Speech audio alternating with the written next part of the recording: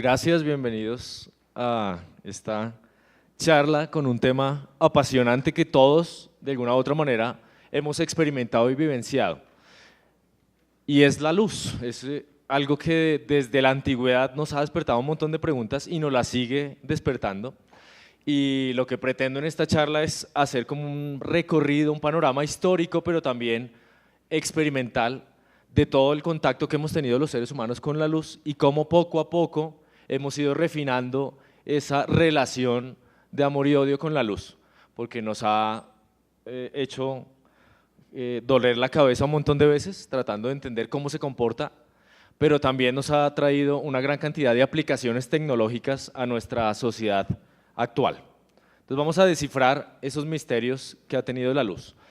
Cuando nosotros hablamos de luz, normalmente pues nos imaginamos un bombillo. Eso es algo que obviamente no lo imaginamos ahora porque tenemos bombillos, pero en la antigüedad seguramente lo que tenían más a mano era el sol. Y más adelante probablemente el fuego. Y ahora pues entonces tenemos un montón de luces artificiales y eso es como nuestra concepción de la luz, ¿cierto? Cuando se va la luz en la casa, pues uno se queda a oscuras y para mucha gente esa es la luz, ¿verdad? Esa luz que nosotros podemos percibir. Pero la luz la tenemos en una gran cantidad de cosas, jugamos con la luz a diario, tomamos fotografías y lo que estamos es captando luz y obviamente vemos con nuestros ojos y lo que vemos es gracias a la luz. Y gracias a la luz también pues podemos percibir todas las maravillas del universo. Y en esto la astronomía, que es mi área de especialidad, pues es un ejemplo número uno, ¿cierto? Gracias a la luz que recibimos de todos esos objetos que están por allá, a millones y millones de kilómetros, gracias a esa luz hoy sabemos muchas cosas sobre nosotros mismos, es decir, cómo nació el universo, cómo se formó la Tierra, qué son las estrellas, todas esas preguntas fundamentales las respondemos gracias a la luz. Entonces nuestra materia prima en astronomía es la luz y mencionaré bastante sobre el tema, pues porque además de ser apasionante, es un tema que nos ha acompañado desde los albores de la humanidad, nuestra relación con el universo. Bien, vámonos a la sala de nuestra casa y pues cuando nosotros encendemos la tele, pues tenemos ahí imágenes producidas o generadas gracias a todo un desarrollo electrónico, pero en esencia lo que nosotros estamos percibiendo es luz, la luz que sale de alguna manera de la pantalla del televisor, viaja hasta nuestros ojos y nuestros ojos son detectores de luz. Pero además de esa luz hay un montón de luces que no vemos, ¿verdad?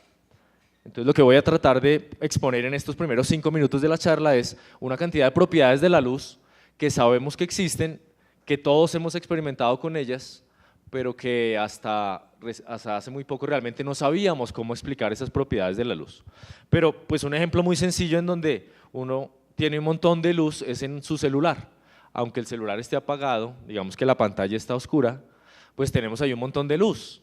De hecho el celular se comunica gracias a la luz y gracias a la luz entonces estamos usando un montón de tecnología, pero esa luz es invisible a los ojos, esa luz no la podemos percibir.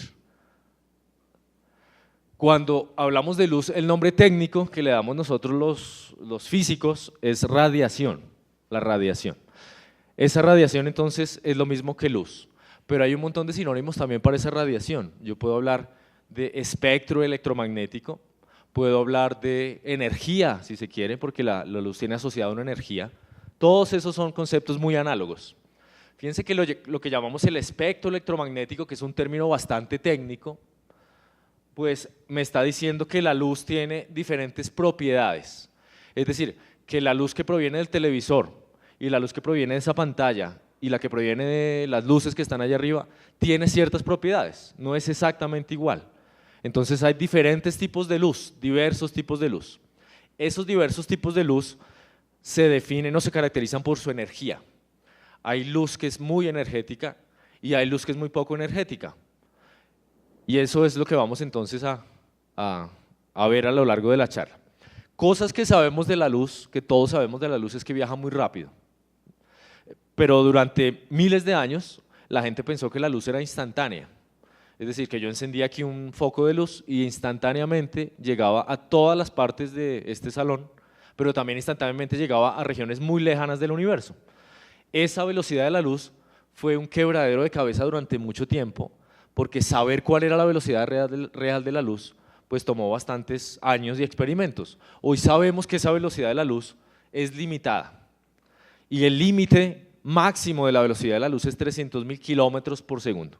Cada segundo la luz recorre 300.000 kilómetros, pero la luz puede viajar más lento. ¿Sí? Ese es el límite máximo de velocidad de la luz en el vacío. Pero si yo lanzo un rayo de luz acá, donde hay un poquito de aire, pues esa luz viaja un poquitico más despacio. Y si en vez de aire tuviera agua, pues viaja un poquitico más despacio. Y si en vez de agua tuviera un diamante, digamos que estuviéramos metidos acá dentro de un diamante, pues un rayo de luz tardaría un poco más en atravesar este salón. Entonces, la velocidad de la luz depende del medio en el cual se está propagando.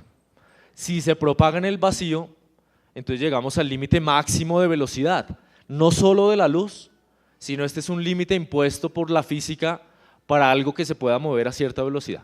Es decir, nada en el universo, ningún objeto se puede desplazar a más de 300.000 kilómetros por segundo. Y ese es un límite impuesto por la física moderna gracias a Albert Einstein. Entonces la luz viaja muy rápido, claro, 300.000 kilómetros cada segundo. Eso es una velocidad impresionante.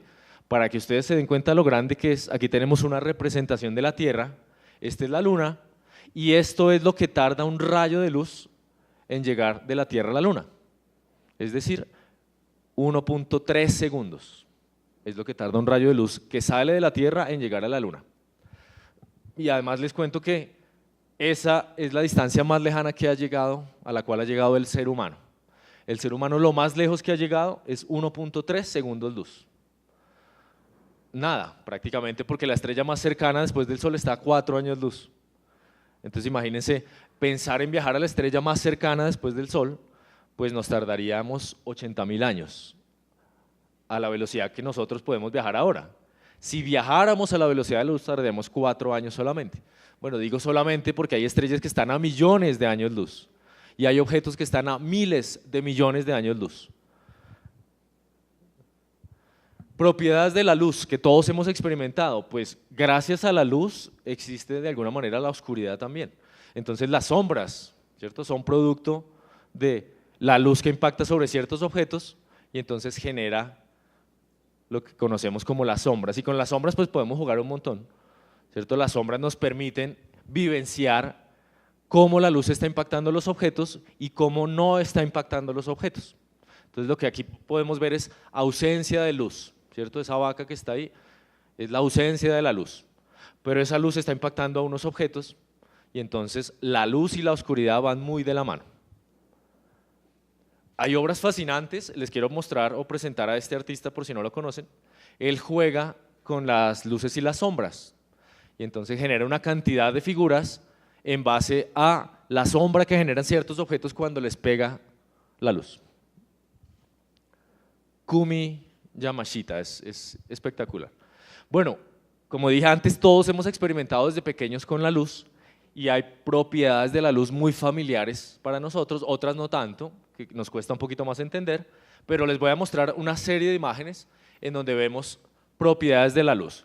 Fíjense, por ejemplo, esto que está acá, un vaso lleno de agua genera ciertos cambios en la percepción de esa cuchara, ¿no? La corta la cuchara, pero también está intercambiando los colores del fondo.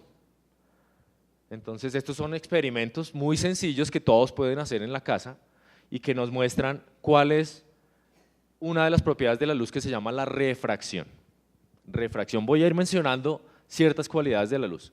Miren otra fotografía, yo he intentado hacer esta foto muchas veces y es muy complicado, pero esencialmente es cómo a través de una gota de agua se pueden ver imágenes que están al otro lado. Fíjense que al otro lado se alcanza a ver una imagen gigantesca del girasol, pero esa imagen a través de la gota de agua se ve pequeñita.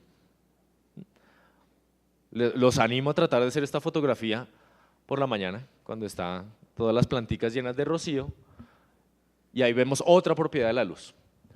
Otra más, y esta sí la hemos visto todos, ¿no? El arco iris. El famoso arco iris es una propiedad también, o es una consecuencia de algo que le está sucediendo a la luz. ¿A cuál luz? Pues a la luz solar, ¿cierto? Ninguno creo que haya visto un arco iris de noche. Muy difícil ver un arco iris de noche. Necesitamos luz luz solar, pero además necesitamos que haya atmósfera. Si no hubiera atmósfera, no habrían arcoíris, es decir, ustedes se van a la luna donde no hay atmósfera y jamás van a ver un arcoíris. Entonces necesitan atmósfera, pero ¿qué más necesitamos? Los que se hayan fijado qué se necesita para que haya un arcoíris, aparte de luz solar, atmósfera, ¿qué más? Que esté lloviendo, ¿cierto? Que esté lloviendo. Normalmente no necesariamente tiene que estar lloviendo donde yo estoy. Puede estar lloviendo a varios kilómetros, pero recuerden entonces que la luz solar está atravesando toda la atmósfera terrestre. Y entonces esa luz solar atraviesa zonas donde hay gotas de agua y se genera este fenómeno.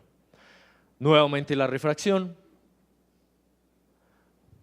También la iluminación. Cómo la luz ilumina los objetos. Aquí estamos viendo unas persianas y cómo un foco de luz que está por allá a la derecha está cayendo de forma diferente sobre las persianas y entonces genera diferentes sensaciones, ¿no? ¿Esta cómo se llama? Esta es otra propiedad de la luz. Esta es una foto de un pescadito que está por allá abajo. Esta foto es obviamente dentro del agua y lo que estamos viendo es el reflejo de ese pescadito acá en la superficie del agua. A esto le llamamos reflexión. Reflexión. Luego voy a hablar de esas propiedades. Bueno, y esta, no sé si todos o algunos han experimentado con lo que llamamos polarizadores. Y los polarizadores son como una especie de lente, pero si usted tiene un polarizador y lo empieza a girar, entonces hay un momento en el cual no ve nada, ve oscuridad, y en otro momento sí ve a través del polarizador. Cuando vayan a ver películas en cine 3D, ustedes pueden coger sus gafitas y pueden empezar a rotarlas y ver cómo cambia la imagen de la pantalla de cine a medida que rotan el polarizador. Entonces, otra propiedad de la luz, mucho más reciente. Esta propiedad de la luz no la conocían los griegos, ¿no? Como sí conocían la reflexión y la refracción. Pero la polarización es una propiedad de la luz que hoy utilizamos en muchísimas aplicaciones tecnológicas y para poder ir a ver cine 3D. Bueno, la pregunta que siempre ha estado ahí es ¿qué es la luz?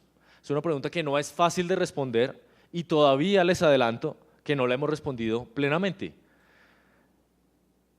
La forma como empezó esa pregunta, ¿qué es la luz? Pues tenía que ver principalmente con la forma como vemos.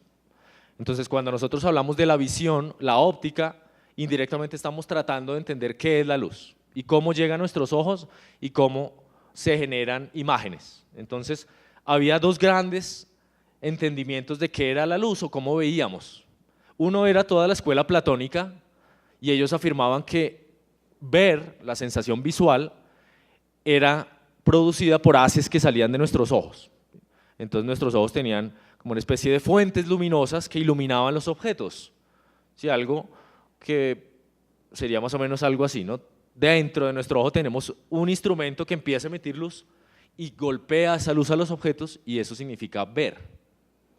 ¿Cierto? Algo como lo que haría Superman con esos rayos que salen de sus ojos y entonces en ese caso nuestros ojos serían la fuente emisora de luz y los objetos serían simplemente agentes que están recibiendo esa luz. Ese era todo el concepto de los platónicos. Y los pitagóricos, por otro lado, lo veían contrario a los platónicos, es decir, los objetos son los que están lanzando rayos de luz. Los objetos son las fuentes emisoras de luz y nuestros ojos son receptores de esa luz.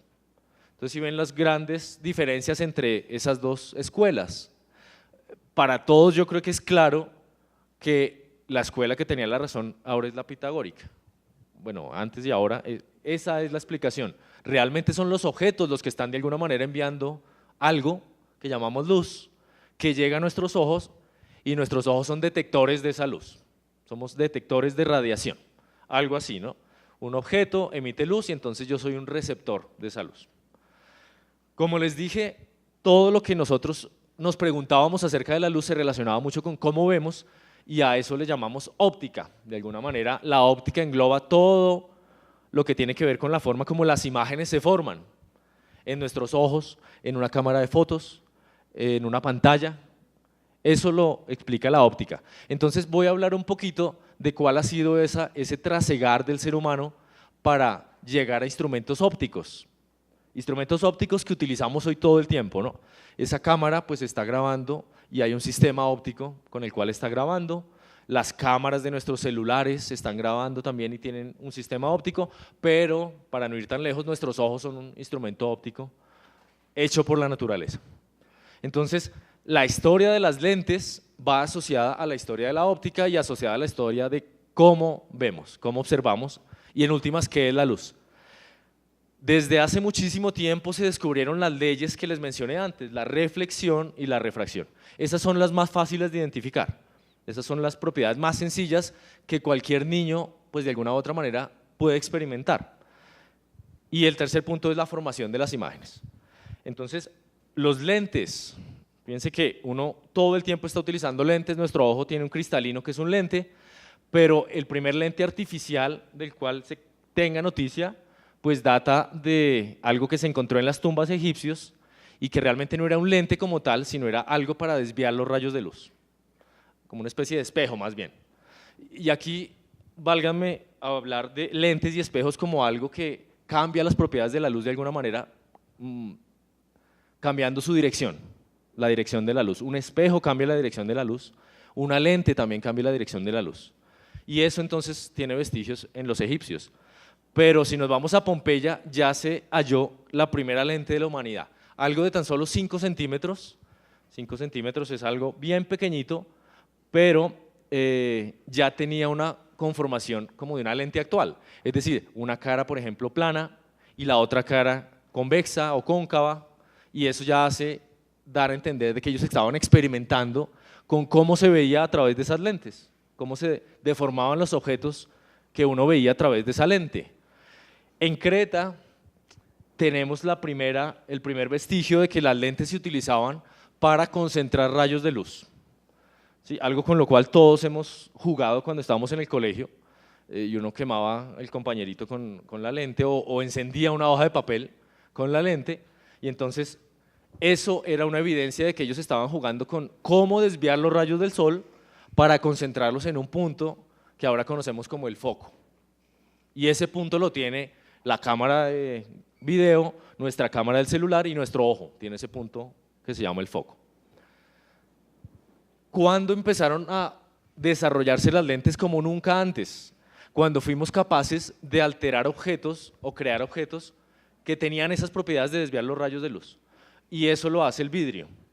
Entonces, la historia del vidrio es fascinante y es otra charla de 2 horas, pero entonces los egipcios empezaron a hacer vidrio, empezaron a soplar vidrio, y eso lo vemos en bastantes representaciones como esta, donde hay sopladores de vidrio, están creando vidrio y para ellos pues la óptica es importantísima. Entonces ellos son los primeros en los cuales podemos ver la óptica geométrica como en ninguna otra civilización de la antigüedad. Luego los chinos, ustedes saben que los chinos han hecho de todo, y entonces en el campo de la óptica no se han quedado atrás, y hay vestigios de que se utilizaban vidrios, pero esos vidrios se utilizaban en los ojos probablemente con fines decorativos, porque claro, todavía no había un dominio perfecto de las propiedades de las lentes y entonces todavía no se utilizaban para corregir defectos visuales del ojo, sino simplemente eran como un signo de notoriedad en la sociedad, más por tipo decorativo e incluso medicinal. Medicinal quiere decir que se ponían los lentes en el ojo, no para corregir el defecto del ojo, sino para pensar o simplemente imaginarse que esa lente tenía propiedades y que los rayos que atravesaban esa lente pues tenían propiedades sobre el cuerpo y sobre el ojo. ¿Cuándo empezamos a ver ya claramente dibujos de lentes como los lentes que utilizamos hoy en día, como los lentes que tienen ustedes en las gafas o en su cristalino? Pues eso se lo debemos a los griegos. Siglo V antes de Cristo, ya tenemos esquemas o dibujos de lentes con curvaturas, entonces hablamos de lentes cóncavos, convexos, biconvexos, plano convexos, todo el ramillete de posibilidades geométricas de una lente, y entonces los griegos, luego los romanos y los árabes fueron los que hicieron las propiedades geométricas de la óptica que hoy utilizamos. Eso no ha cambiado. Toda esa teoría óptica se la debemos a ellos. Hay un caso muy famoso de uno de las mentes más brillantes de la antigüedad. Ahí está el nombre, Arquímedes. ¿Sí? De alguna u otra manera, todos hemos escuchado hablar de Arquímedes por varias cosas, ¿no? Arquímedes es famoso porque él dijo, o se le atribuye la frase, dame una palanca y un punto de apoyo y mover el mundo. Entonces Arquímedes trabajó en palancas. Las palancas las usamos hoy en día. Cada vez que martillamos, estamos usando una palanca, el principio de la palanca de Arquímedes. Pero Arquímedes también se volvió famoso porque salió desnudo, cuenta la historia, gritando Eureka, que significa lo conseguí, cuando descubrió un principio con el cual los barcos se mantienen flotando, ¿cierto? Un principio con el cual los globos también se mantienen flotando en el aire y se llama el principio de flotabilidad. Les cuento rápidamente la historia de Arquímedes y es muy sencillo. El rey de Siracusa, en Italia, quería saber si una corona que le habían regalado era de oro o no, pero él no quería dañar la corona, ¿sí? Él no quería ni derretirla, ni ponerla, ni fundir la corona, ni abrirla, ni romperla, y entonces le propuso a los científicos pues, que diseñaran un método, que se inventaran algo para saber si la corona era de oro o no. Arquímedes era muy famoso en esa época, digamos que era el científico que era la mano derecha del gobernante, algo que en algún momento se perdió, ¿cierto? Porque ahora los gobernantes no tienen ningún científico a mano, deberían tenerlo, ¿cierto? Pero entonces en ese caso Arquímedes tuvo la tarea de descubrir si esa corona era de oro o no. Y cuenta la historia que mientras él se estaba duchando en su bañera, en su tina, metió la corona en el agua y a partir de qué le pasaba a la corona, si se hundía o quedaba flotando o quedaba en medio por ahí del agua, a partir de eso descubrió que la corona era de oro. ¿Eso por qué?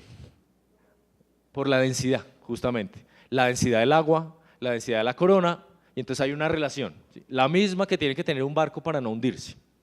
Bien, eso se sale un poco del cuento de la óptica, pero es que Arquímedes trabajó en tantas cosas, una de ellas la óptica, y entonces él empleó algo que se llamaban ustorios. No se ha descubierto ningún ustorio de Arquímedes. Ustorios eran espejos, y esos espejos, en teoría, él los utilizaba para desviar los rayos de luz, y cuenta la leyenda que hay un experimento de Arquímedes en el cual él coge un espejo y lo utiliza para concentrar los rayos de luz del sol en una embarcación enemiga que se acercaba por la costa. Entonces, claramente Arquímedes trabajaba para el gobernante y una de las principales preocupaciones de los gobernantes eran las invasiones. Entonces, si un barco enemigo se acercaba a las costas, pues con ese ustorio de Arquímedes, en principio no podía concentrar los rayos de luz y quemar el barco. Parece que esa historia no es verdad, porque no sé si alguno se vio el capítulo de Cazadores de Mitos, donde tratan de hacer un ustorio, coger un espejo muy grande, concentrar los rayos de luz y realmente es muy poco probable que con un espejito, aunque sea muy grande, de varios metros de altura o de diámetro, uno pueda quemar un barco que está aproximándose a la distancia. Pero claro que se concentran los rayos de luz. Lo que pasa es que para quemarlo pues necesitaríamos un espejo gigantesco, un espejo de más de 50 metros de diámetro, que es prácticamente inviable. Volvamos a la pregunta que nos ocupa, ¿qué es la luz?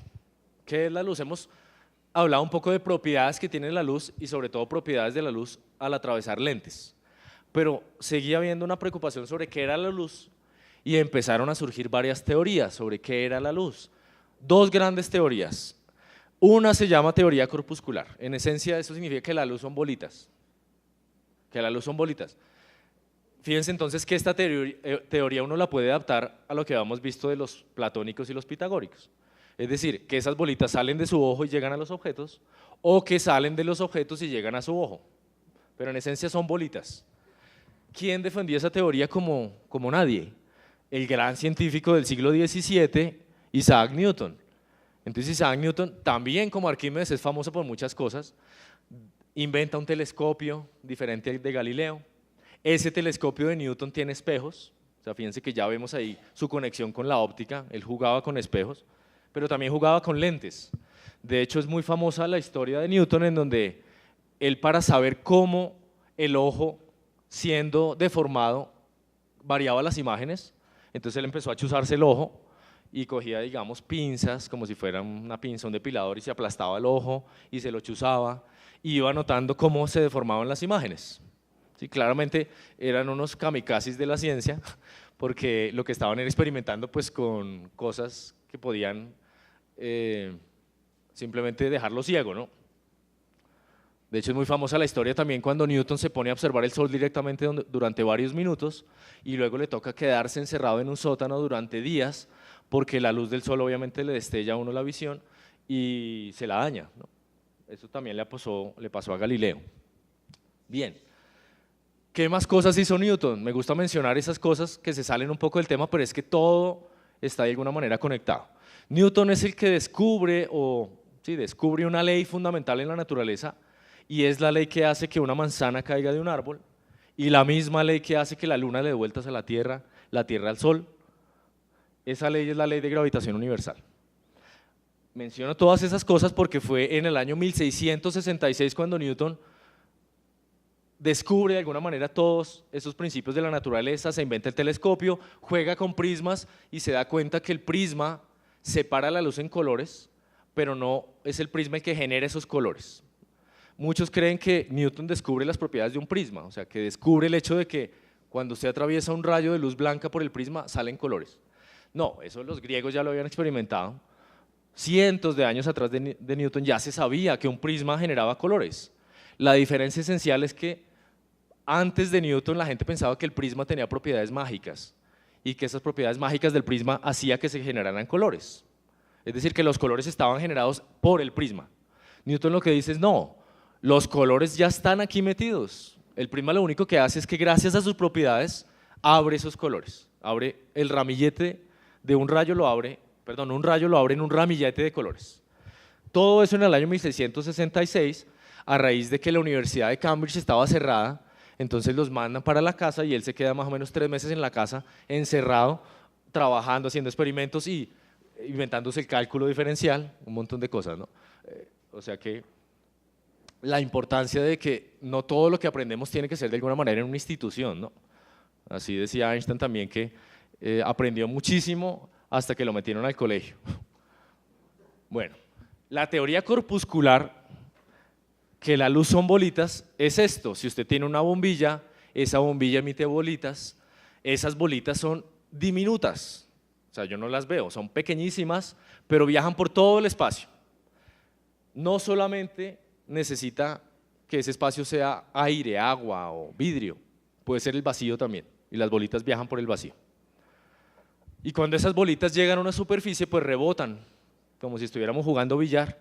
Entonces la bolita viene, rebota y sigue por otra dirección. Ese principio, esa propiedad es la reflexión, ¿cierto? Entonces la reflexión es una de esas propiedades que se explica muy bien con la teoría corpuscular. Fíjense que este dibujito ejemplifica como si yo mirara al microscopio un rayo de luz y le viera las bolitas. La otra gran teoría, muy diferente, es que la luz eran ondas, teoría ondulatoria. Esta teoría, pues, también tuvo muchos adeptos y uno de ellos también era un investigador muy cercano a Newton. Newton, estamos hablando de 1666, cuando hizo sus desarrollos más importantes, Christian Huygens, 1678, y él entonces explica la reflexión y la refracción, no a partir de bolitas, sino a partir de ondas. Y todo esto es una teoría ondulatoria muy parecida a la teoría ondulatoria del sonido. Es decir, el sonido sabemos que son ondas, pero hay una gran diferencia. Para que las ondas de sonido viajen se necesita un medio. Es decir, si yo aquí saco todo el aire de esta habitación, hay un momento en el cual ustedes ya no me van a escuchar. Voy a estar hablando, pero no voy a estar generando esas ondas porque no hay un medio en el cual se propaguen esas ondas. Mientras que la luz no necesita medio de propagación. La luz puede propagarse en el vacío. Entonces la teoría ondulatoria competía con la corpuscular porque ambas explicaban la refracción y la reflexión a partir de dos pensamientos muy diferentes. Había un experimento que casi que convenció a la gente de que la luz efectivamente era una onda, y es el siguiente: si usted coge una vela, una fuente de luz, y se imagina que esa vela genera ondas, aquí estamos pintando solo unas ondas, ¿cierto? Las ondas que genera una vela o una fuente van en todas las direcciones, se propagan como si fueran esferas y llegan a kilómetros y kilómetros. Entonces la vela envía ondas. Si esas ondas pasan por una rendija muy delgadita, pues entonces acá tenemos una nueva fuente de propagación de luz. Y esa nueva fuente de propagación de luz genera ondas, y ahora póngale 2 rendijas. Entonces cada rendija ahora va a ser una nueva fuente de propagación de luz. En definitiva, allá al otro lado, en una pantalla, lo que uno veía eran franjas negras y franjas blancas. Hagan de cuenta como una persiana. Entonces usted ponía una fuente puntual acá y acá veía una persiana. Eso es imposible explicarlo con bolitas. Es imposible explicarlo con bolitas. Si fueran bolitas la luz, usted no va a ver aquí una persiana de blanco, negro, sino vería blanco acá y aquí blanco también, vería como dos ojos blancos, ¿cierto? Si las bolitas van por la derecha, pues impactan acá un punto, y si van por la izquierda impactan otro, y solamente vería uno como dos fuentes de luz al otro lado en la pantalla. No vería nunca ese patrón.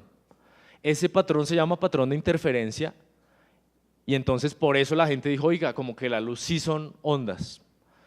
Y entonces uno puede hacer ese experimento en un estanque, coge dos piedritas, las lanza al estanque al mismo tiempo, y cuando ellas caen en el estanque, se superponen las ondas generadas por una y las generadas por otra. Y eso es interferencia. Entonces ahí la gente dijo, oiga, la luz es una onda. Y entonces existía esa disyuntiva tan tremenda. Huygens decía que la luz es una onda y muchos otros, ¿no? El experimento que les enseñé antes de la doble rendija se llama el experimento de Young. Y Newton decía que la luz eran bolitas y muchos otros también decían que eran bolitas. Cuando la cosa empezó a cambiar, no a cambiar sino a irse por un lado, cuando se descubrió en el siglo XIX que habían campos eléctricos y magnéticos, y los campos eléctricos y magnéticos son ondas. Entonces aquí hay un señor pues, que también es muy famoso que se llamaba Maxwell, James Maxwell, y este señor lo que dice es, oiga, la luz es una propagación de ondas, pero esas ondas son esencialmente dos, una onda eléctrica, un campo eléctrico, y mírenlo ahí cómo se propaga, y esto es una analogía como si fuera una cuerda, ¿no? Cuando yo estoy haciéndole así a una cuerda se generan esas ondas, y otro campo es el magnético, y ambos se propagan perpendicularmente, es decir, el campo eléctrico es perpendicular al magnético y ambos se propagan en esa dirección. Entonces, esto era decir que la luz eran ondas electromagnéticas. Ondas electromagnéticas. Entonces, esa teoría pues, se llama la teoría electromagnética. A partir de ahí salieron un montón de cosas, ¿no? Porque a partir de ahí se hicieron las primeras transmisiones, por ejemplo, de radio, que eso se lo vemos a Hertz, y por eso se llaman ondas hertzianas. Entonces, todo eso estamos hablando finales del siglo XIX. Cuando la gente entonces, ahí como que ya la gente dijo, no, la luz es una onda porque hay muchísimas evidencias de que es una onda y además es una onda electromagnética, es decir, campos eléctricos y magnéticos. Resulta que por esa época se me olvidó contar que también se descubrió que un campo magnético podía inducir un eléctrico y uno eléctrico podía inducir un magnético, y por eso es que la luz es tan coherente, porque el campo eléctrico genera el magnético y el magnético al eléctrico y se van retroalimentando. Y entonces a medida que la luz va avanzando, el campo eléctrico genera magnético, magnético, eléctrico, eléctrico, magnético, y así entonces puede viajar muchísimo sin perder su coherencia. ¿Cuándo las cosas cambiaron? Pues hay un punto importantísimo que se debe a un experimento que alguien descubrió en 1870 y pico, 1876 si no estoy mal. El mismo Hertz que les mencioné antes, ese señor descubrió lo siguiente, él estaba haciendo experimentos, esto es una representación más moderna de lo que él descubrió. Imagínense que él estaba haciendo un experimento en el cual tenía una batería, a esa batería le conectaba dos alambres y esos dos alambres los acercaba muchísimo. ¿Qué pasa cuando usted tiene una corriente por un alambre pero no está cerrado? Pues el circuito como que trata de cerrarse el solo y entonces usted ve una chispa. Eso quiere decir que la corriente, que son partículas que llamamos electrones, viajan por el alambre y cuando llegan a este borde del alambre pues tienen que saltar al otro y entonces se genera una chispa. Él lo que descubrió es que si iluminaba ese circuito con luz, había un momento en el cual la chispa aumentaba. Entonces era muy raro, ¿no? La corriente son partículas, son electrones. ¿Cómo así que cuando yo iluminaba ese circuito con luz, la luz no es materia, cómo así que se empezaba a generar una chispa más fuerte? Es decir, como si se generaran electrones de la nada. Eso está representado en este dibujo. Usted tiene una placa de metal.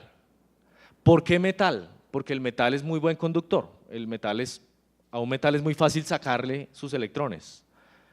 Entonces usted tiene una placa de metal. Es como si usted iluminara esa placa de metal con luz y mágicamente esa luz desprendiera electrones del metal. Y al desprender electrones del metal, pues entonces usted puede capturar esos electrones y generar aquí corriente eléctrica, que ahora la podemos medir, ¿cierto? Eso se llama un amperímetro. Eso era muy raro, la gente no entendía. Y además que no se entendía por otra razón. Dependía del tipo de luz que usted pusiera acá, salían más o menos electrones al otro lado. Dependiendo del tipo de luz. Cuando digo tipo de luz me refiero, por ejemplo, al color. Si era azul, si era roja. ¿Quién llegó a explicar ese fenómeno? Muchos años después, casi 30 años después, Einstein se pone a pensar en ese problema en 1905 y de hecho se pone a pensar en él porque es su tesis doctoral. Este fue el trabajo de tesis doctoral de Albert Einstein, explicar ese fenómeno que se conoce como el efecto fotoeléctrico. Entonces Einstein lo que dice es, la luz se comporta como un corpúsculo. Digamos que Einstein es el que defiende la teoría corpuscular porque él explica que la luz son paquetes de energía. Entonces lo que usted tiene acá son bolitas y esas bolitas tienen una energía. Cuando esas bolitas impactan con los átomos del metal, entonces liberan electrones. Como cuando yo estoy jugando billar pool y entonces le doy una bolita y esa bolita genera movimiento en otras bolitas. Es decir, hay una transferencia de algo entre esas bolitas. Einstein entonces es de alguna manera el primero que habla seriamente de paquetes de energía. Esos paquetes de energía Einstein los llama cuantos. ¿Cuántos? ¿No se les hace conocida esa palabra? Claro, cuantos, mecánica cuántica. Einstein entonces es el primero que de alguna manera explica el primer experimento de la mecánica cuántica. O sea, esto es lo que abre toda la puerta de la física del siglo XX, ese experimento del efecto fotoeléctrico. Esto es fascinante porque a muchos físicos les preguntaban a finales del siglo XIX que para qué iban a estudiar física si ya se sabía toda la física del universo, ya estaba todo explicado. Y entonces cuando Einstein abre esta nueva puerta a la nueva física, pues entonces pues cambia completamente el concepto y es lo que está pasando ahora, ¿no? Muchas veces nos preguntan, oiga, pero ¿usted qué hace en física si ya está todo? Y no, ahora hay un montón de puertas que se deben abrir y seguramente este siglo traerá muchísimas nuevas teorías. En definitiva, entonces, Einstein lo que está diciendo es que hay una dualidad también y que la luz a veces es onda, a veces es partícula. Es como si la luz fuera bipolar, porque además ella no sabe cuándo va a ser onda y cuándo va a ser partícula. O mejor dicho, no sabemos si ella sabe, nosotros no sabemos. Entonces, a veces es onda, a veces es partícula, es bipolar, ¿cierto? Entonces, como si yo mirara esa bolita que es una partícula, pero la veo como una onda. Y entonces la luz es fregada porque usted quiere comprobar que la luz es una onda y la luz se comporta como partícula. Y usted quiere comprobar que es partícula y se le comporta como una onda. O sea, es como si ella supiera que usted está tratando de investigar y descubrirla y entonces cambia su propiedad.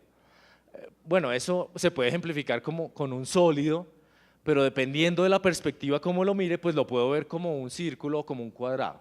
¿Sí? Esto es como una analogía de cómo la naturaleza, dependiendo de la perspectiva en la que yo la mire o del experimento que yo haga, puede tomar un tipo de comportamiento u otro. La luz, aquí esto es un la luz, perdón, la luz y la materia. Entonces ya hemos hablado de luz, de alguna manera hemos hablado de materia también, porque los electrones son materia. Y realmente entonces, ¿cuál es la interacción entre la luz y la materia? Esas son las dos grandes cosas que hay en la naturaleza, luz por un lado y materia por otro. La luz y la materia están todo el tiempo interactuando, todo el tiempo hay interacción. De hecho, para que ustedes vean esa imagen en la pantalla, pues hay interacción de luz y materia. Para que nosotros nos veamos entre nosotros mismos hay interacción de luz y materia. Todo el tiempo hay interacciones de luz y materia. ¿Cuál es la descripción de esa interacción? El fotón es el nombre que ahora le damos al cuanto de Einstein. Y ahora lo llamamos más cuanto, lo llamamos fotón. Ese fotón ya se puede representar como una bolita o como una onda, como ustedes quieran, porque es ambas cosas al tiempo, ¿cierto? Si quieren, póngale entonces aquí una bolita y a esa bolita póngale una onda, para ejemplificar que tiene esa dualidad onda-partícula. Por otro lado, aquí tenemos materia, esto es un átomo. ¿Se acuerdan en el colegio cuando a uno le decían, esto es una representación de cómo son los átomos? En el centro tienen un núcleo y alrededor tienen electrones girando. Entre más electrones tenga un átomo, entonces usted en la tabla periódica lo pone más abajito, ¿cierto? Y además, en esta representación, entre más electrones tenga un átomo, empiezan a generarse más niveles de energía alrededor, es decir, empieza a crecer y el electrón empieza a estar cada vez más lejos del núcleo. ¿Qué pasa cuando un fotón interactúa con un átomo? Pues simplemente, bueno, simplemente no es tan simple, ese fotón se absorbe por ese electrón y el electrón gana energía. Entonces, esa es la interacción entre la luz y la materia. La luz interactúa con el átomo y hace que ese electrón gane energía, y cuando gana energía, entonces ya puede irse más lejos. A medida que un electrón empieza a orbitar más lejos del núcleo del átomo, es porque tiene más energía ese átomo. Y entonces esa es la primera interacción luz-materia. Claro, si tengo muchos electrones, pues entonces ese fotón puede excitar, es la palabra, excitar un átomo y enviarlo para otro nivel de energía. Pero ese átomo que queda con ese nivel de energía lo podemos llamar como un átomo pues, excitado, o sea, tiene una energía acumulada que puede liberar. ¿Y qué pasa cuando un átomo libera esa energía acumulada? Pues entonces genera o libera un fotón. Entonces cuando la materia absorbe luz, queda como energizada, llamémoslo así. Cuando se desenergiza, puede emitir luz. Y entonces esa luz es nuevamente un fotón. Bueno, esto es algo que utilizamos todo el tiempo también en algo como la astronomía, porque entonces imagínense que la luz ahora representa a usted aquí como ondas, ¿cierto? Ondas de varios colores. Vamos a hablar de luz visible. Entonces está el rojo, el azul, el amarillo, el violeta. Todas esas ondas pueden llegar a un átomo y puede que, dependiendo de la onda, todas estas tienen diferente energía. Una de ellas puede excitar el electrón de un átomo. Y entonces cuando queda excitado el electrón de un átomo, entonces las ondas que van a pasar al otro lado son todas menos la que excitó ese átomo. No voy a entrar en detalles de eso, pero sí es importante mencionar que esa técnica es lo que llamamos espectroscopía. Ahora les voy a comentar un poquito más al final de la charla. Bien, ¿qué más cosas hay en interacciones luz-materia? Pues imagínense que dependiendo de la configuración de un material, pues el material puede ser opaco a la luz, es decir, que tranca la luz, o puede ser transparente a la luz. Entonces es como si esto estuviera lleno de gente. Si la gente está desordenada, pues alguien que trate de pasar no va a poder pasar. Pero si la gente se pone en fila así, chucho, pues entonces alguien que pase puede pasar. Esa es la interacción luz-materia dependiendo de la configuración de la materia. A estos elementos les llamamos no cristalinos, entonces un pedazo de madera es así, mientras que un pedazo de vidrio es así. Entonces por eso el vidrio tiene la propiedad de que es transparente a la radiación, a la luz. Fíjense que aquí no importa si la descripción es onda o partícula. Si son ondas, son bolitas que atraviesan. Si son partículas, perdón, son bolitas que atraviesan. Si son ondas, también son ondas que atraviesan. Bueno, entramos ahora a una parte en donde vamos a hablar del color. Entonces, el color es algo que vemos nosotros, por lo tanto también se lo debemos a la luz. Pero ¿cuál es la conexión entre luz y color? Ya mencioné el arco iris, es una conexión directa entre la luz del sol que genera colores. ¿Qué son esos colores? Si yo pinto, ya estaba sospechando yo, y es que el video BIM no pinta los rojos acá. O sea, aquí tienen que haber colores rojizos también, pero no los pinta, no los ven. Entonces imagínense que llega un montón de colores a ese prisma.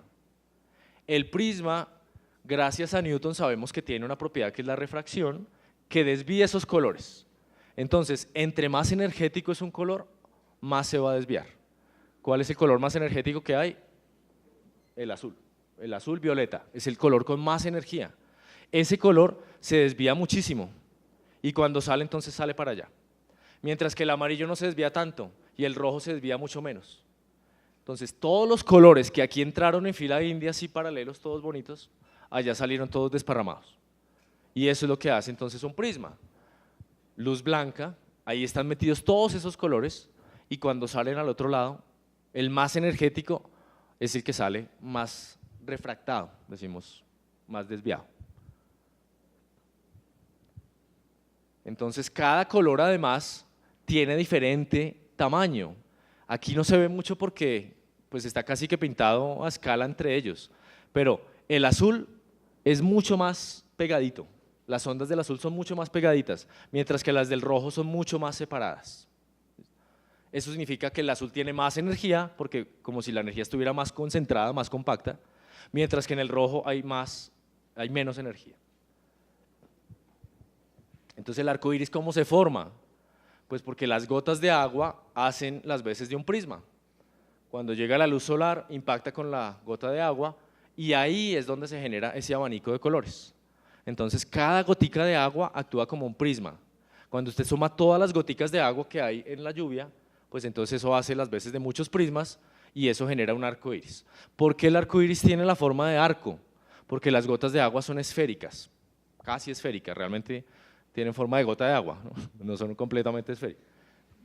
Bueno, en el espacio sí son esféricas, ¿no? Una gota de agua en el espacio sí es completamente esférica. Aquí la estamos pintando esférica, pero es una aproximación.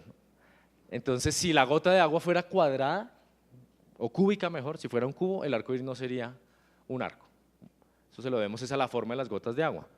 Bueno, ¿qué más cosas pueden producir arco iris? Pues cualquier cosa en donde usted tenga luz y agua o algo que haga las veces de prisma. Este era un videito que salió ayer, una ballena generando un arco iris, no sé si alguien lo vio. Sí, la ballena, no me está funcionando aquí el video. La ballena sale, emite su chorro de agua, porque tiene que respirar, entonces ella traga agua y la bota por un chorro de agua, y cuando genera ese chorro de agua, se ve todo el arco iris ahí precioso. Búsquenlo en internet, ballena arco iris en Google. Bueno, ¿cómo se relaciona esta con los colores? Entonces los colores ya hemos hablado de ellos, están en el arco iris, rojo, azul, violeta, amarillo. Cuando los colores impactan un objeto, por ejemplo un tomate, entonces todos los rayos de luz impactan al material del tomate y ese material del tomate absorbe todos los colores, menos uno. ¿De qué color son los tomates? Rojos, bueno, a no ser que estén verdes. Pero un tomate rojo lo que hace es absorber todos los colores menos el rojo. El rojo es el único color que refleja ese tomate. Yo a ese tomate no lo llamaría que es de color rojo, sino de todos los colores menos el rojo, ¿cierto? Porque él absorbe todos los colores menos el rojo. Bueno, igual el tomate tiene aquí unas hojitas verdes. Esas hojitas absorben todos los colores menos el verde. Y entonces el que llega a mi ojo es el verde, y por eso lo veo verde. Pero si fuéramos realmente estrictos, uno diría, no, ese tomate sería de todos los colores menos el rojo, y las hojitas son de todos los colores menos el verde, que fue el único que reflejaron. Esto era para mostrar algo que se conoce como el disco de Newton, también muchos lo hicimos de pequeños. Coja un disco, píntelo con segmentos de colores como si fuera una torta, y cada pedacito de torta es un color, y póngalo a girar. Y cuando usted lo pone a girar, todos los colores se mezclan y uno ve el color blanco. Es la comprobación de que el blanco es la suma de todos los colores. Bueno, entonces, ¿eso qué me dice sobre el color y la percepción del color? Que simplemente la percepción del color es el color que no absorbió ese material. Entonces, si algo es blanco es porque recibe todos los colores y refleja todos los colores. Entonces eso le llamamos un material completamente reflector, refleja todo lo que le llega y lo vemos blanco. Pero si ese material absorbe todo lo que le llega, entonces lo llamamos negro. Es decir, que de él no va a salir absolutamente nada. Por eso uno dice que el negro es la ausencia del color. Todos los materiales negros absorben completamente todos los colores. De hecho, hay una pintura que se inventaron hace poco que usted se la echa a los cuerpos y es como si hubiera un hueco en la pared. Imagínense, yo he hecho pintura aquí, negra, y es tan negra esa pintura que es como si hubiera un hueco a través de la pared.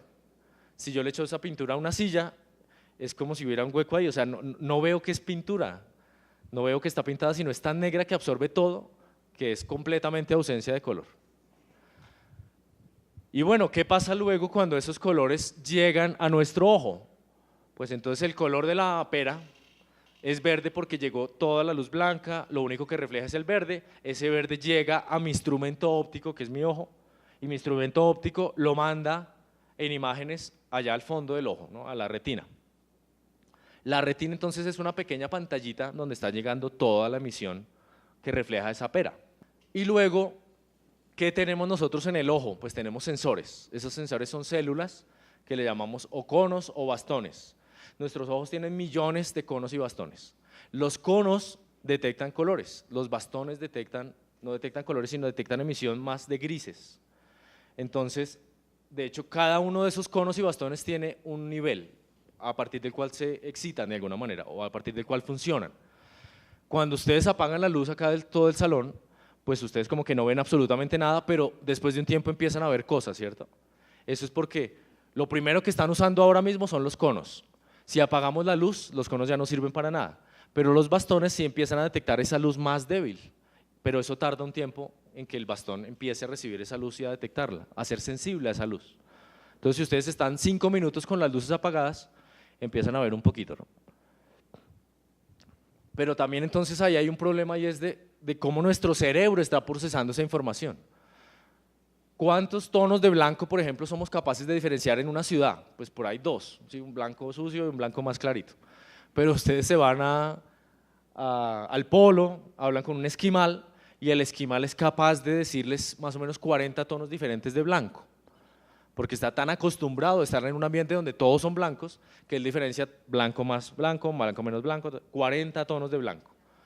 ¿Por qué? Pues porque tiene que, bueno, la vez pasada le contaba esto a un taxista y el taxista me decía, bueno, ¿y eso para qué les sirve a los esquimales? Saber que hay 40 tonos de blanco o diferenciarlos. Y pues eso ya es porque su modus vivendi, su día a día depende de esos tonos de blanco, ¿no? Para no confundir un oso polar con un pedazo de nieve que hay ahí. Sí, igual que para qué le sirve a un campesino que viva en la zona rural, pues saberse las señales de tránsito, ¿sí? Para nada, ¿no? Entonces eso ya es como cómo eso lo usamos para nuestro día a día. Bien, en la última parte entonces vamos a hablar de lo que les prometí y es la luz del universo. La luz del universo es todo lo que nos ha llegado, toda la información que tenemos del universo gracias solamente a la luz, solo a la luz. Esta frase es muy famosa y es espectacular, es el pensador más importante del siglo XIX en esa época, mediados del siglo XIX, y él enuncia esta frase que es así tremenda, ¿no? La humanidad nunca llegará a saber de qué están hechas las estrellas.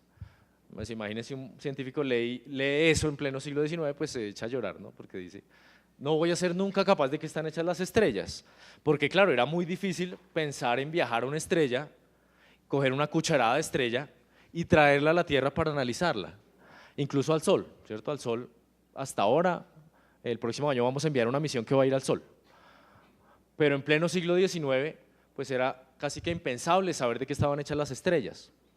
Tan solo 10 años después de que Comte enuncia esta frase, 10 años después ya empezamos a saber de qué están hechas las estrellas. ¿Cuál es el truco?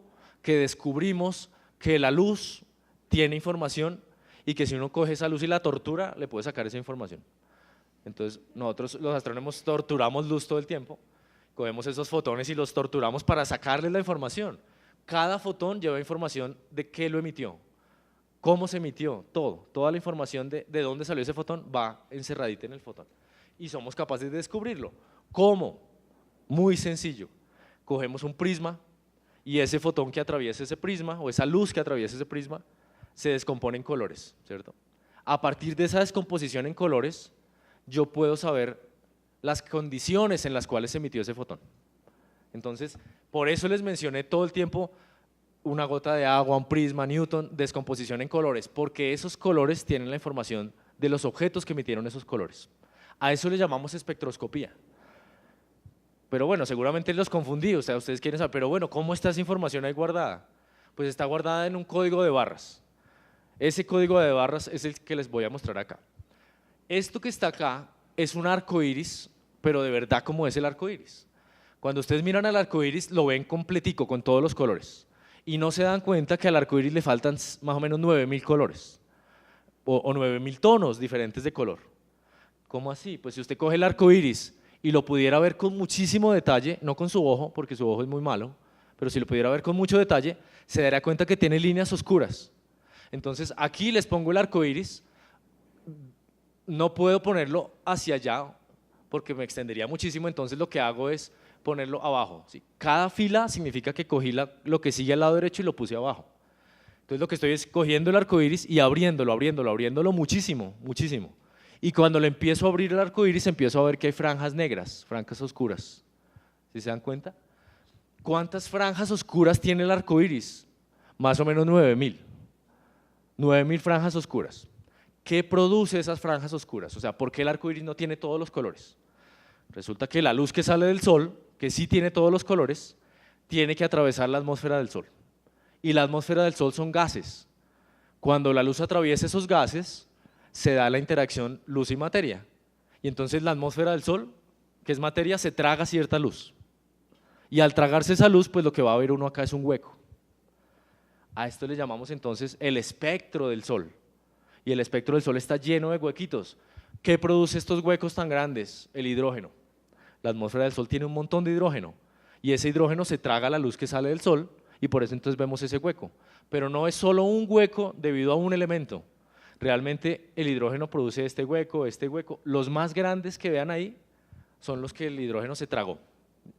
¿Cuántos elementos hay en el sol? Como 96.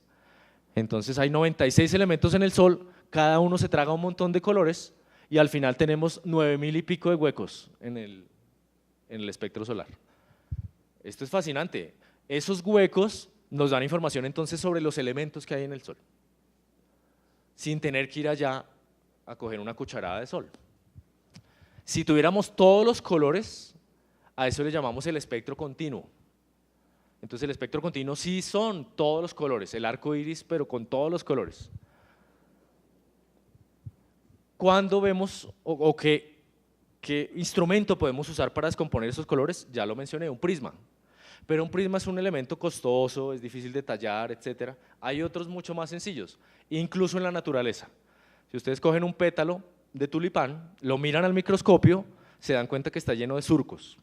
Esos surcos hacen el mismo efecto que un prisma, pero esa propiedad ya no se llama refracción, sino se llama difracción.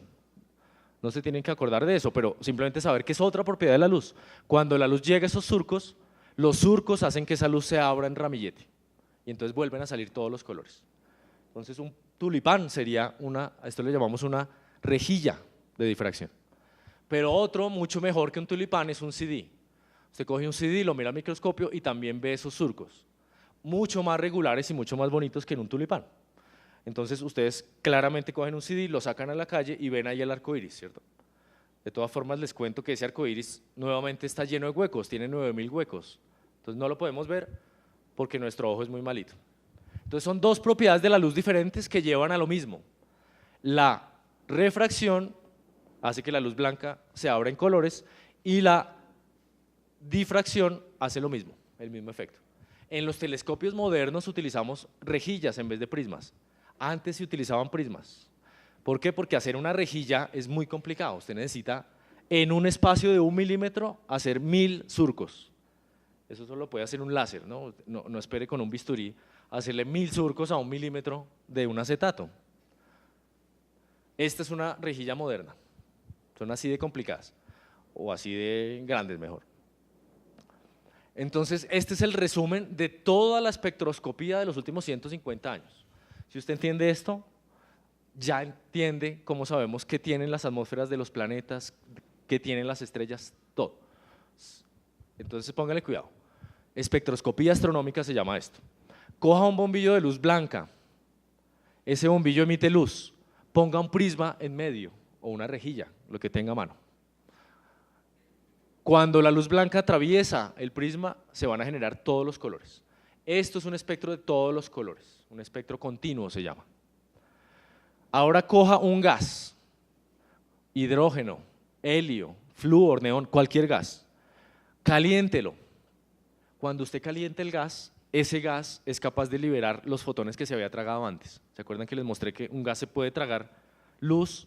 Los electrones absorben energía, pero cuando usted lo calienta ellos liberan esa energía. Entonces un gas caliente emite luz.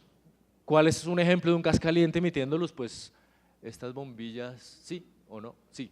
Estas bombillas tienen un tubo, ese tubo por dentro tiene un gas caliente y cuando usted enciende la luz, le da el switch, lo que hace es generar una descarga eléctrica que caliente el gas y ese gas emite luz. Eso pasa en la naturaleza también, se llaman rayos. Un rayo es una descarga tan fuerte, con tanta energía, que el gas empieza a emitir luz. Y a eso le llamamos un plasma. ¿Listo? Un plasma es un gas tan caliente que empieza a brillar. Entonces, ese gas empieza a brillar. Esa luz, póngala a través de un prisma. Nuevamente, entonces se van a abrir todos los colores, ¿cierto? Pero no se van a abrir todos los colores. Solamente se van a ver ciertos colores, ciertas líneas. A esto que está acá se le llama el espectro de emisión de ese gas. Cada gas que usted coloque acá y lo caliente va a generar un y solo un espectro.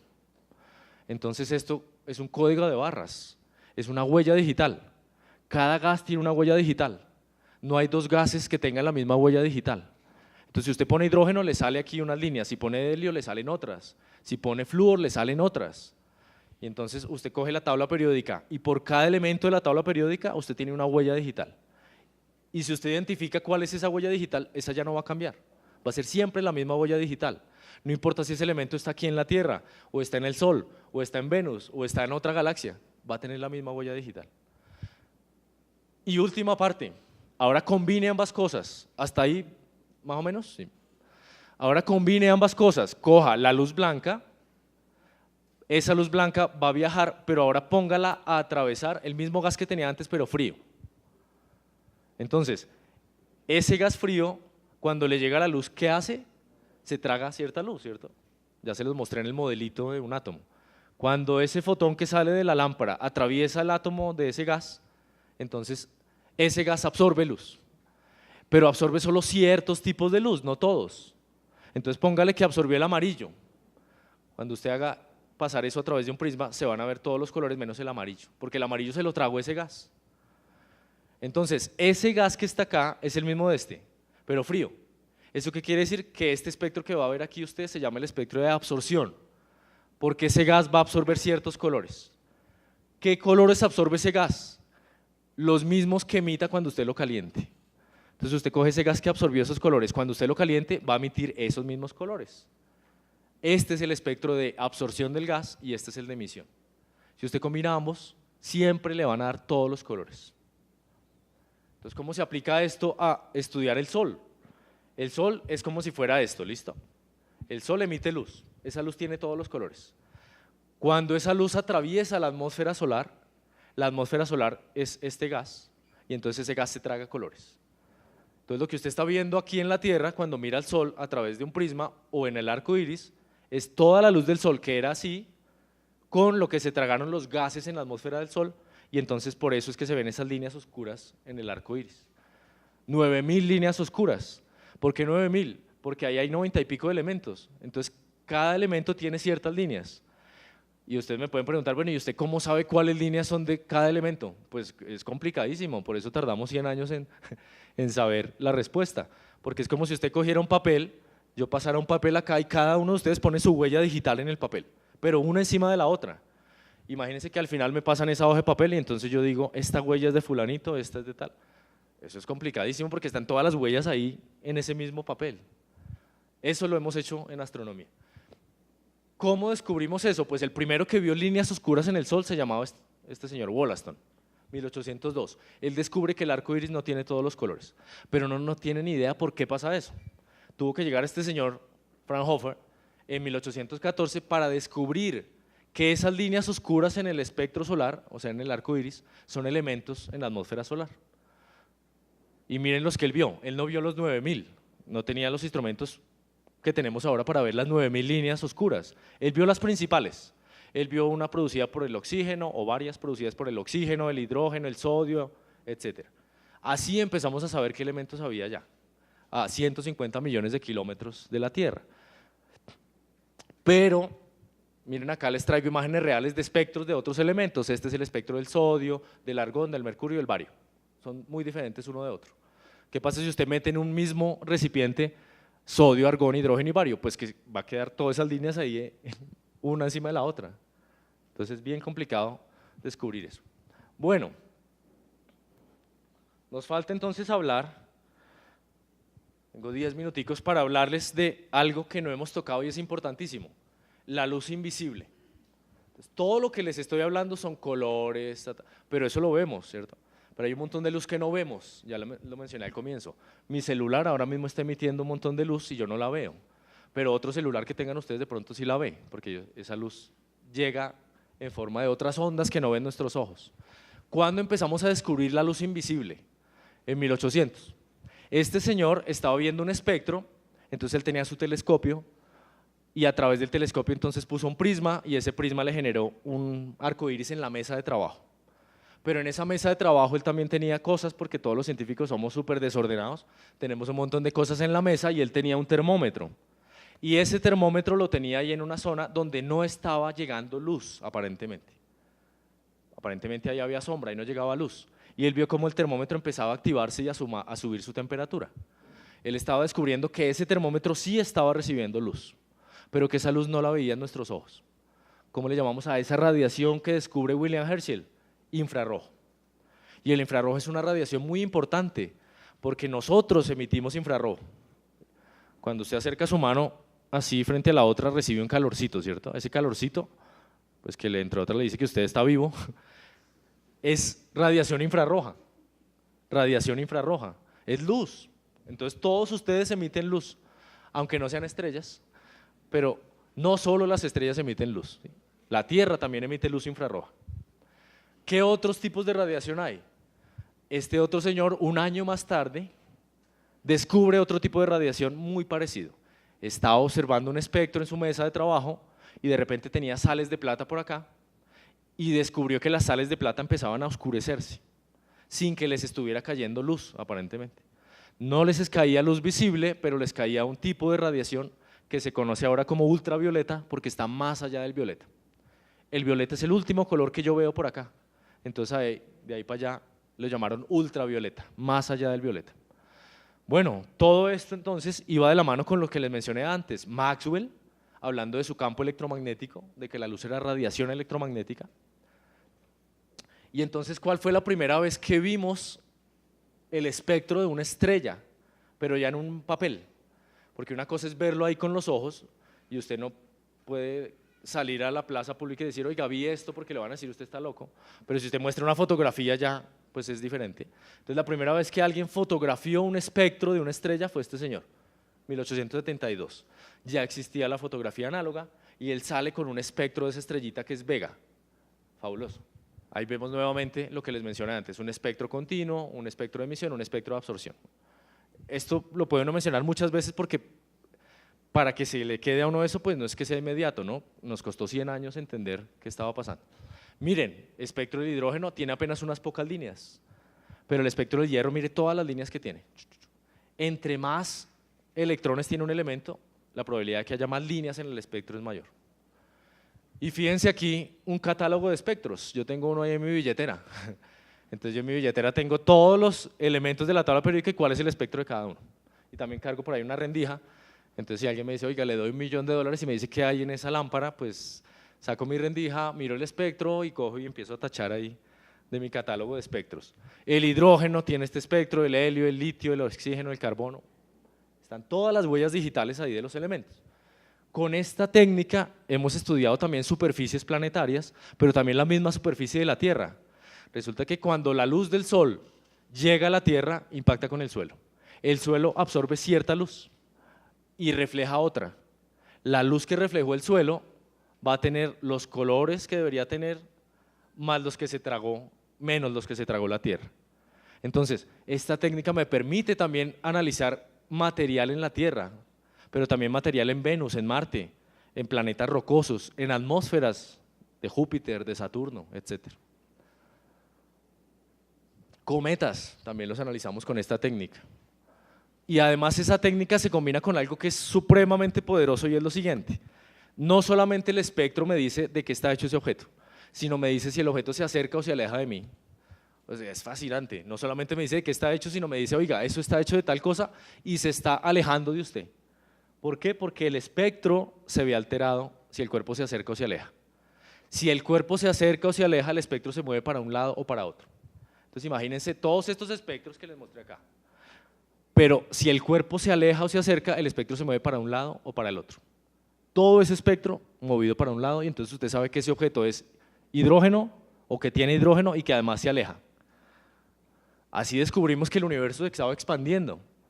Un señor midió el espectro de las galaxias muy lejanas, galaxias tan lejanas que usted las ve como punticos, y cuando vio esa luz de esos espectros, o sea, cuando vio esos espectros, se dio cuenta que eran los espectros de ciertos elementos, pero todos desplazados hacia un lado. ¿Qué significaba eso? Que esas galaxias se estaban alejando de nosotros. Estaba descubriendo en los años 30 la expansión del universo. A eso es lo que conocemos como efecto Doppler. El efecto Doppler usted lo ha vivenciado muchas veces cuando una ambulancia se acerca y usted escucha el sonido más agudo, pi, cuando se aleja la ambulancia, bup. Eso también le pasa a la luz. Si la luz se acerca, usted la ve como una luz de un color. Si se aleja, la ve de otro. Entonces, eso del espectro es fascinante porque no solamente lo estamos aplicando para saber si se aleja o se acerca a un cuerpo, también estamos descubriendo planetas gracias a ese efecto. ¿Cómo? Usted tiene aquí una estrella, esa estrella tiene un planeta y realmente ningún planeta gira alrededor de una estrella, giran uno alrededor del otro. De hecho, entonces imagínense que este es Júpiter, este es el Sol. Júpiter no gira alrededor del Sol. Júpiter gira alrededor de un punto que está fuera del Sol. Y el Sol gira alrededor de ese punto también. Entonces, el Sol está girando. ¿Qué pasa si usted está por acá y está viendo al Sol? Pues que cuando el Sol va para allá, usted lo ve que se aleja. Cuando va para acá, usted ve que se acerca. ¿Qué le pasa al espectro entonces? Cuando se aleja se va para un lado, cuando se acerca para el otro. Si usted está viendo un objeto en el universo que es una estrella, le mira el espectro y el espectro empieza a bailarle, entonces lo más probable es que esa estrella tenga un planeta que le está haciendo temblar. Y con ese método hemos descubierto más de 1000 planetas extrasolares. Bien, y entonces ya para terminar, ahora sí me quedan, 5 minuticos me voy a tomar. El universo invisible, lo que llamamos el universo invisible, es todos los tipos de radiación que no vemos con nuestros ojos. Miren, apenas llevamos 70 años conociendo al universo invisible. De ahí para atrás el ser humano estuvo miles de años viendo solo un pedacito de universo que era en luz visible. Pero ya podemos ver el universo porque además tenemos un montón de satélites. ¿Y por qué lanzar un satélite? Porque hay ciertos tipos de radiación que no atraviesan la atmósfera. Afortunadamente, porque si el ultravioleta atravesara la atmósfera como si nada, pues todos estaríamos quemaditos y con cáncer de piel y de todo. Pero el ultravioleta se detiene en gran porcentaje por la atmósfera. Entonces, por eso si usted lanza una nave con un detector ultravioleta, ve todo el ultravioleta del universo. Y entonces empieza a ver el universo en ultravioleta, en infrarrojo, y empieza a combinar todas esas imágenes y le dan unas imágenes espectaculares del universo. Esto yo lo llamo una tomografía del universo, es ver todo el universo en ultravioleta, en infrarrojo, en visible, rayos X, rayos gamma, todo eso. Y usted puede combinar esas imágenes y generar una imagen súper bonita con colores falsos. Y aquí es donde siempre nos denigran a los astrónomos porque nos dicen ustedes están inventando esos colores y ustedes están engañando a la sociedad. Pero es que no la estamos engañando, ¿qué más hacemos? O sea, ¿qué más hacemos si su ojo solamente ve luz visible? Pues nos toca cogerle la radiación ultravioleta y ponerle un color azulito. Y coger la infrarroja y ponerle un color rojito para que su ojo lo pueda ver. Si no, no lo podríamos ver. Miren la Vía Láctea en luz visible, mírenla en infrarrojo, es muy diferente, luz visible e infrarrojo, nada que ver. Pues tiene más o menos una formita parecida, pero muy distinta. Mírenla en radio, en ondas de radio. Mírenla en microondas. Mírenla en rayos X. Voy a volver al infrarrojo porque si un perro viera la galaxia la vería así. Si mirara para arriba y viera la galaxia la vería así. Nosotros la vemos así, bueno, casi nadie la ve ahora porque la luz de las ciudades contamina el cielo. Pero si nos vamos a un sitio alejado veríamos la galaxia así, el perro la ve así. Un camarón la vería así. O hay unos camarones que ven el ultravioleta, pues la vería así. O rayos X, perdón. Rayos gamma, si usted la ve rayos gamma la vería así. Otra vez rayos gamma, bueno. En definitiva, esto que les he contado me sirve para saber, además de qué están hechas esas nubes gigantes que hay en el universo, de donde nacen estrellas, que se llaman nebulosas. Todas esas nebulosas emiten radiación en diferentes tipos de radiación, usted le puede ver el espectro de esa radiación y saber de qué elementos está hecho. Bueno, nuevamente la galaxia en diferentes tipos de radiación. Y otros objetos en el universo, millones de objetos en el universo que ya los estamos investigando con toda esa luz. Y ahora sí, último minuto para decirles que la luz además tiene otras propiedades que hemos descubierto en el universo. Fíjense esa imagen, la gente se imaginaba que había descubierto serpientes gigantescas en el universo, ¿cierto? Si ven ahí como esos trazos, y lo que estábamos descubriendo era que la luz además se tuerce, porque cada vez que la luz pasa por un objeto muy masivo, se tuerce, se desvía. Realmente no es que se desvíe la luz, es que el espacio alrededor de esa estrella se deformó. Y si el espacio se deforma alrededor de esa estrella, la luz no tiene otra alternativa que curvarse. ¿Por qué pinto esta línea aquí punteada? Porque nuestro cerebro está hecho para pensar que la luz viaja en línea recta. Entonces, esa luz que se torció, usted en su telescopio la va a detectar como si fuera en línea recta y la va a ver aquí. Gracias a eso, Einstein comprobó su teoría de la relatividad, que dice que el espacio se deforma por una masa muy grande, en un eclipse de sol de 1919, otra historia. Pero fíjense las imágenes tan bonitas que cuando el universo nos sonríe con esas deformaciones. Ilusiones con la luz, pues todos hemos visto esta ilusión, ¿cierto? Ver la carretera mojada, o sea, a eso le llamamos espejismos, y los espejismos están dados por la interacción luz con materia. Entonces coja por ejemplo este árbol, ese árbol emite luz para acá, pero a medida que usted se acerca al suelo, el aire se calienta más. Y entonces ese aire caliente va a hacer que la luz se refracte y se refracte y se refracte. Al final entonces un rayo de luz que venía por acá se refractó tanto que terminó saliendo por acá. Su cerebro piensa que la luz vino en línea recta de por acá. Entonces usted empieza a ver en el suelo una palmera o agua, porque lo que está viendo realmente son las nubes que son vapor de agua. Y con eso ya termino porque quiero dar un poquito de tiempo para preguntas de ustedes. Finalmente esta es la conclusión, ¿no? La luz no deja de sorprendernos y todavía nos falta conocer muchos detalles de la luz. Muchas gracias y ahora espero sus preguntas ansioso.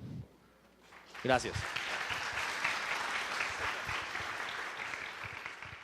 He escuchado que cuando uno pone un fosforito o una vela, la luz es invisible y no genera sombra.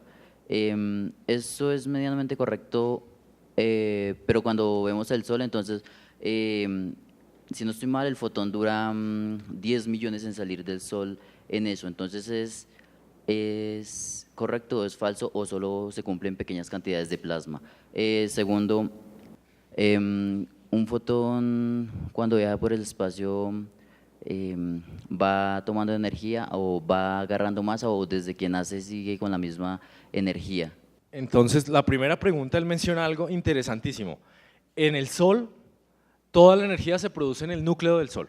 El núcleo del Sol es muy chiquito comparado con el tamaño del Sol. El núcleo del Sol es la caldera que genera energía, es decir, genera fotones. ¿Cuál es el proceso por el cual se generan fotones en el Sol? Fusión nuclear. Esa es la energía más eficiente.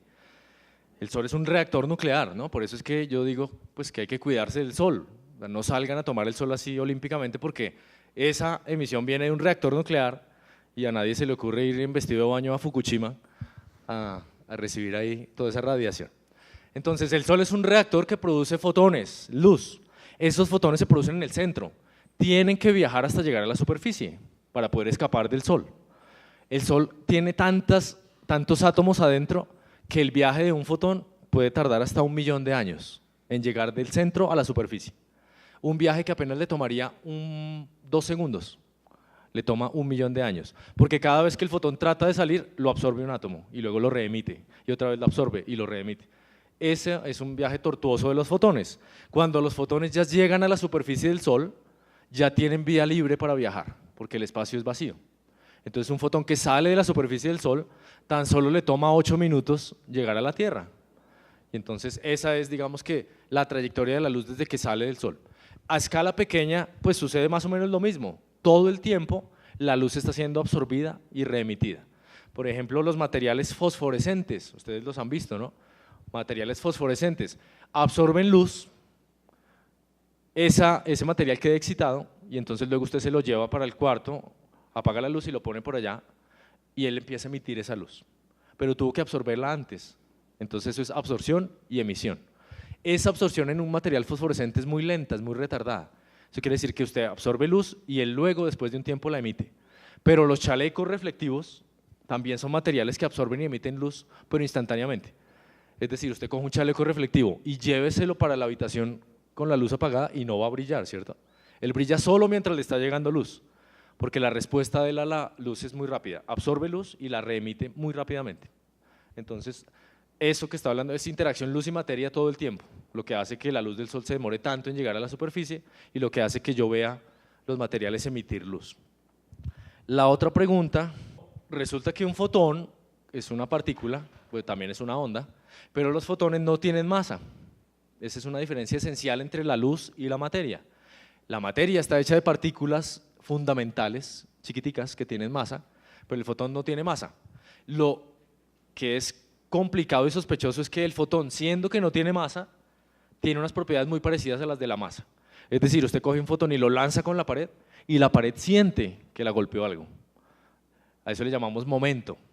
Entonces un fotón no tiene masa, pero sí transfiere momento. Es decir que si a mí me tiran un fotón a la cara me golpea, ¿sí? me da una cachetada ese fotón. ¿Pero por qué? Pues todavía no entendemos muy bien exactamente qué es un fotón y ni siquiera entendemos muy bien la masa, la propiedad de la masa. Uno sabe los efectos de la masa. Si hay dos cuerpos que tienen masa se atraen, la masa deforma el espacio y el tiempo según Einstein. ¿Pero qué es la masa? Todavía es una pregunta. Estamos tratando de buscar esa partícula fundamental que ya le dio el premio Nobel a Higgs, que es la que se encarga de darle masa a las otras partículas. Yo lo pongo como que ustedes son partículas fundamentales, yo soy la partícula, el bosón de Higgs, y digamos que la masa es como la plata, el dinero. Entonces yo tengo todo el dinero, ¿y qué hago yo? Repartir ese dinero entre ustedes. Entonces cada vez que le doy dinero, si te doy más dinero a ti, pues tú tienes más masa, tienes más dinero. Entonces esa es la partícula que se encarga de transferir esa propiedad de la masa. Pero todavía no entendemos esa partícula cómo es que tiene tanta plata, cómo es que esa partícula tiene masa y la puede repartir. Todavía eso sigue siendo una pregunta bastante abierta. Es decir, el modelo de partículas, el modelo fundamental de partículas, pues se ajusta bastante bien a lo que vemos experimentalmente, pero seguramente hay un montón de partículas que no hemos descubierto, que están por ahí, todavía no las hemos descubierto. Por eso todavía hay experimentos como los aceleradores de partículas que tratan de descubrir nuevas partículas. Estamos tratando de llegar al límite de cuál es toda la composición esencial del universo, es decir, de la materia en el universo. Hay otras teorías, ¿no? Hay otra que dice que la configuración esencial del universo no son partículas, sino son cuerditas, y que esas cuerdas vibran. Cuando vibran de una manera generan esa partícula, cuando vibran de otra manera generan otra partícula. Se llama la teoría de cuerdas. Bueno, y hay múltiples teorías que describen cómo funciona el universo, pero recuerden que lo que hacemos nosotros en física es aproximarnos cada vez más a qué es el universo. No quiere decir que tengamos la verdad absoluta, ¿no? No, son modelos que se acercan a describir fenómenos naturales en el universo, pero todo lo ponemos en duda. La principal característica de un científico es no creerse nada de lo que le dicen, todo está bajo escrutinio. Yo tengo una pregunta respecto a los colores neón. ¿Qué es lo que pasa para que uno los vea, digámoslo así, más luminosos bajo la luz azul? Bueno, el Sol, como mencioné antes, tiene 96 elementos. Cuando usted mira el espectro solar, entonces, dependiendo de qué tanto elemento tiene, esas líneas se van a ver más intensas. Pero también hay otros factores que afectan el espectro y que no mencioné. Por ejemplo, el campo magnético. Sabemos que el Sol tiene campo magnético porque cuando llega la luz solar, por ejemplo, de esas manchas que hay en el Sol, que se llaman manchas solares, el espectro de esas manchas, el que proviene de esas manchas, se abre. Y entonces donde había una línea, ahora salen tres. Resulta que el campo magnético, que no lo he mencionado en toda la charla, es otro ingrediente más que cuando interactúa con la materia, afecta el espectro de la luz. Entonces a eso le llamamos efecto Zeeman. Y ese efecto es súper común, súper usado, y de hecho en el laboratorio uno lo puede hacer. Coja un material que emita luz, métale un campo magnético muy intenso y el espectro se va a abrir, va a empezar a generar más líneas. Entonces hay un montón de cosas que pueden cambiar el espectro. Tanto la intensidad de las líneas como el ancho de las líneas está describiendo propiedades que están sucediendo allá. Campo magnético, si se acerca o se aleja, qué materiales tiene, a qué temperatura está. Eso es algo que tampoco mencioné, pero también la temperatura cambia las propiedades del espectro. Buenas noches. Usted hablaba de que existía como un límite en el que viajaba la luz, ¿sí? Sí. Y La pregunta sería, ¿qué pasa si ese límite fuera menor? O sea, ¿afectaría como en algo, en la percepción, ¿no?, de nosotros, si ese límite de velocidad de la luz fuera menor? Bueno, ese límite de velocidad de la luz es un límite al cual los objetos pueden viajar. Hay cosas que sí pueden viajar más rápido que la luz, pero por ejemplo es la misma expansión del universo. El universo se expande y se expande cada vez más rápido y alcanza velocidades superiores a las de la luz. Pero no es un universo, o sea, el universo no es un objeto que se está expandiendo, es el mismo espacio entre las cosas que se está expandiendo a velocidades incluso mayores que la luz. ¿Qué pasaría si la luz viajara más despacio? Pues que cada vez que miramos hacia afuera, hacia el universo, pues veríamos cosas mucho más antiguas. Eso quiere decir, mucho más antiguas, sí. Eso quiere decir, cada vez que miramos al cielo, estamos viendo el pasado del universo. Si usted mira a la luna por la noche, la está viendo como era hace 1.3 segundos. Si usted mira al sol, no lo hagan, pero si mira al sol, está viendo al sol como era hace 8 minutos, ¿cierto? Porque la luz tardó cierto tiempo en viajar. Si usted mira la galaxia de Andrómeda, la galaxia de Andrómeda está a 2.5 millones de años luz. Andrómeda es el objeto más distante que pueden ver ustedes a simple vista. Eso también es fascinante porque cuando uno le dice a alguien, oiga, ¿qué es lo más lejos que usted puede ver? La gente siempre como que mira al horizonte y dice, no, pues por allá como 5 kilómetros o 10 kilómetros. No, lo más lejos que podemos ver son 2.5 millones de años luz hacia arriba. Entonces cuando usted mira Andrómeda, la está viendo como era hace 2.5 millones de años. Hace 2.5 millones de años no había ni Homo sapiens, ¿no?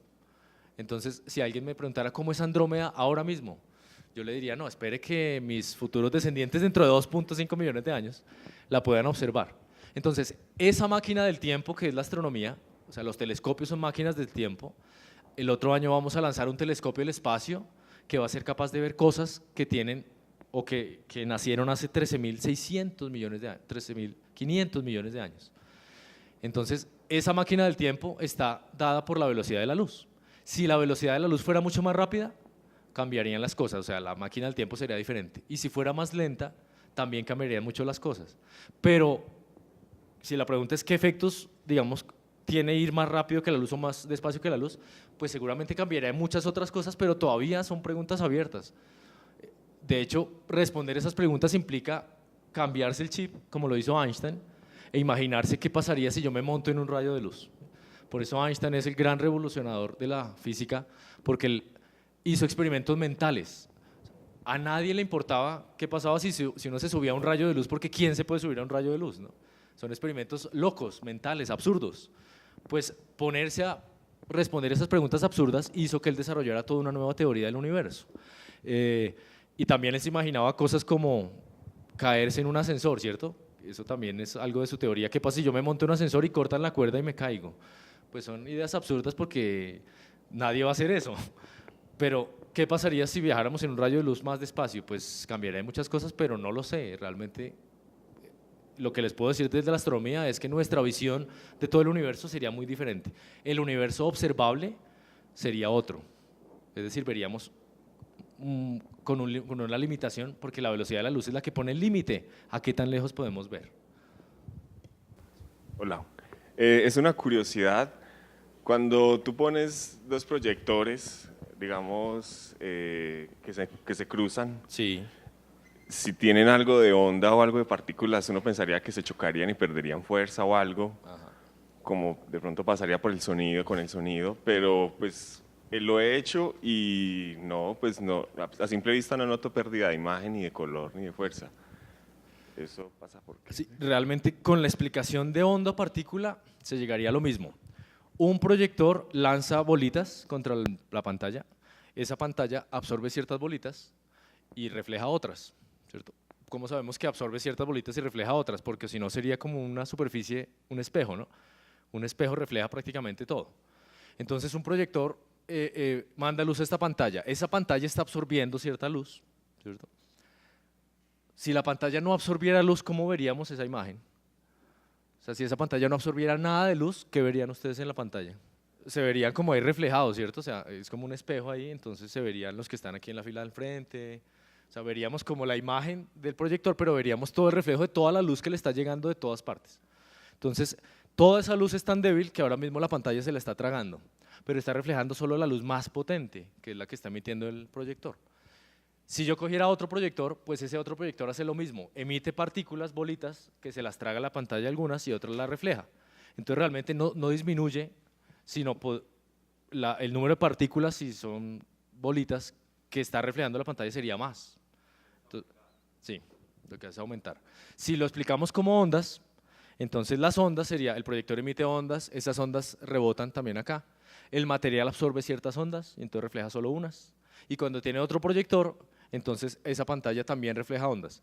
Lo que pasa es que entonces lo que vemos acá sería una superposición de ondas, de todas las que rebotaron del primer proyector, más las que rebotaron del segundo proyector.